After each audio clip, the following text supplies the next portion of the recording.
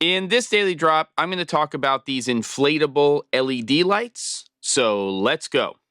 All right, everyone, here we are, brand new week, brand new episode of the Daily Drop. And as mentioned in an earlier episode from last week, I had read and looked at the review of some inflatable LED lights that were on NEWER's website.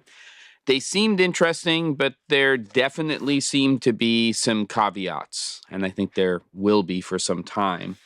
These lights I have in front of me from this company, INKEE, are not the exact lights that were reviewed on NEWER. They were actually the lights that were mentioned to me in a comment on the channel from that other episode. So these are pretty interesting. As you know, I don't do reviews, but I have curiosity when we start to see products come out, especially in the lower price point.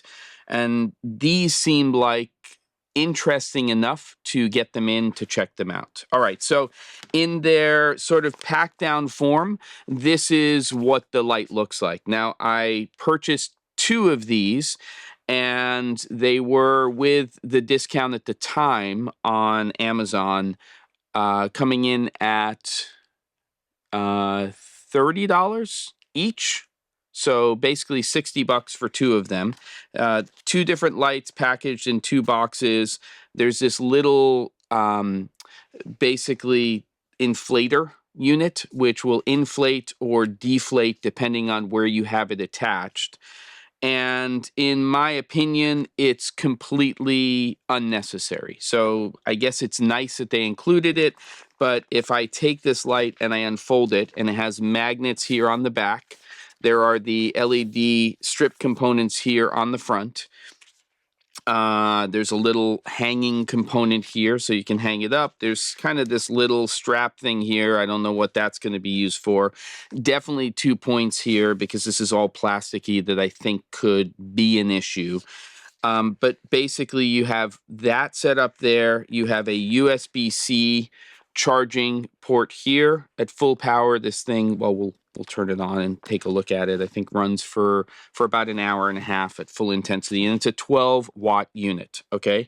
Now, the reason I said that this little inflator deflator unit is unnecessary is because in order to fill this with air, unless you want to do that for sanitary reasons, this is it.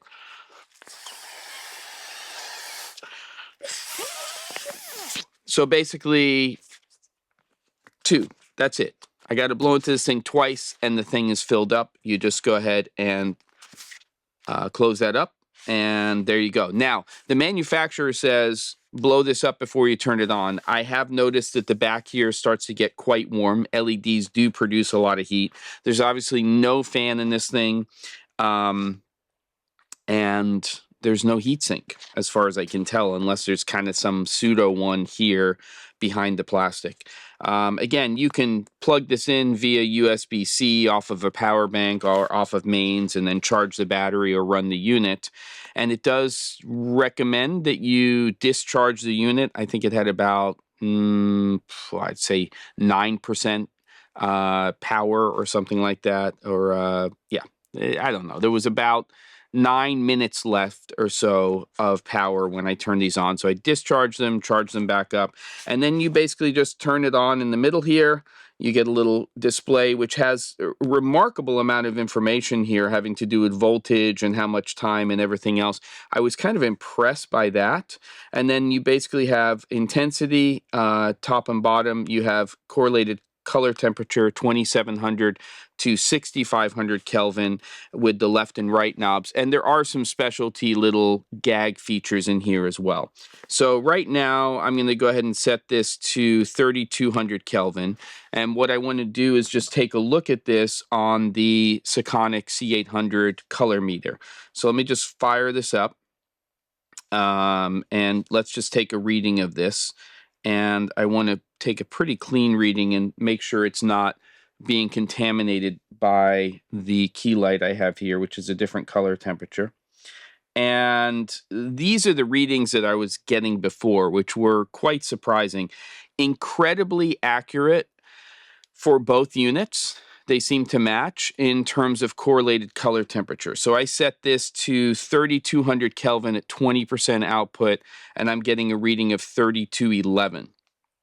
So that's off by 11 Kelvin, which is pretty impressive. Let's go ahead and do that at 100% output. And we're looking, at about an hour and a half at fully charged. I'm just going to take another reading here and see what we get. And 3222. So it's holding correlated color temperature extremely well. What I'm going to do now is go to 5600 Kelvin. I'm going to dial that into the unit. So we're getting blue light here. Take a reading there at 100%. And 5653. So we're only off by 53 Kelvin. So that's pretty impressive. Now, the one thing that I am seeing here with both of these units is even though they are matching really, really well, there's definitely a magenta shift on here. And we don't get a plus minus green built into this, which I think is probably the Achilles heel of these, besides the fact that obviously they're inflatable and they might pop or something like that. So I'm going to have to add green to both of these lights in order to compensate for them. If I was using these with other fixtures, I could essentially just match those other fixtures to this, though that seems a little odd to me to do that, though that is something that we do. We sometimes just take the green or magenta shift that is existing, but this is more relevant when you're walking into a space and let's say you have drop ceilings with lights there and they're all skewing an average of a certain amount of green or magenta. Then what you might do is take your other fixtures that do have plus minus green shifts and match them to the practicals, the ambient light that's inside of the space, and then you can do an overall shift one way or the other depending to get your green, magenta, neutral in post. But ideally, all the lights that we use nowadays would have a green, magenta shift so we could get them all to neutral in production. That's not always the case. I know I'm blabbing. But the point here is that these tend to shift a little magenta, a little more than I'd like to. So you have to add, definitely something in order to fix that. And I don't see myself getting Lee or Roscoe gels and gelling this with green, like putting an eighth or a quarter green on here to adjust for the shift. So that to me is the big thing that you have to be aware of with these lights, is that they seem to, at least the two units that I got, and you just press on here, by the way, to just deflate these. It's very, very easy. For me, it seems to be that that's the one thing that's the question mark for me. Do I really want to be taking fixtures like this that are skewing magenta and using them? I think if you're using them for background lights and they're just for like out of focus areas, then it's pretty interesting. If you're just using two of these for tabletop stuff, then I also don't think that that's really a big issue overall. I think you could use these in that environment and then just make adjustments in post-production overall. Now, I've tried these in terms of ambient light places, and again, this is just at 1% here. So if I turn this all the way up to 100%, I'm in a controlled environment. You can see there's quite a lot of output in terms of what the light is giving overall. There it is on, bounced over here, there it is off. So it can definitely do some things. Is it something that I think I want to have in my kit all of the time? I'm not 100% sure. The magnets are definitely strong enough to put onto a C-stand column or refrigerator or somewhere else that you set up a magnetized solution. But out of the box, that's really the only rigging option you have unless you use this little loop right here, which is not bad. You could definitely hang it from things, but there isn't really a great place to grip. You could technically grip onto this control unit that's built into the light. I don't know if that would really be a good idea. It would have to be a light touch. I would be much more inclined to take something like gaffer's tape and use that on the back of this, create a little loop, and then tack it up onto something. It really doesn't weigh much at all. And I still think, at $30 a pop, they're pretty cool. But we are starting to see some little and even longer tube lights that are coming out from companies right now that are RGB WW.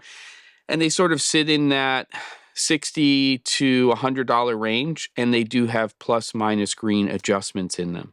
So that might be the other way to consider this. This is going to be a little bit smaller in terms of pack down, but if you've got a 1-foot LED tube and you're sticking that into a case or a couple of those, they will have quarter 20 taps in them. They will have that plus minus green if you get the right ones. I don't know. Maybe there's some more stuff to come in here to check stuff out on. This C800, this is the thing that gives you a lot of information when you're testing out lights like this. Hopefully that was useful. Don't forget to, and I'll see you on the next episode of The Daily Drop.